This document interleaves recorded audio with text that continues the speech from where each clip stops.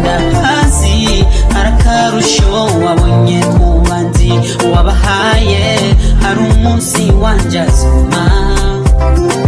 nuko ubuzima bwanje ari so icyo buza gushira kwitsitso ngo ngukunda sugwa maso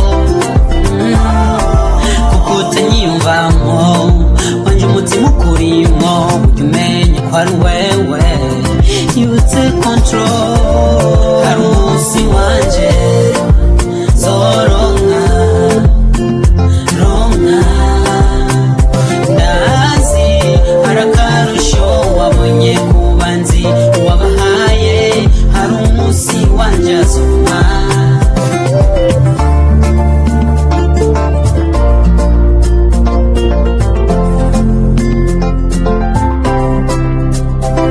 gusinzira bikanga gufungura ikibazo mbuye kirumara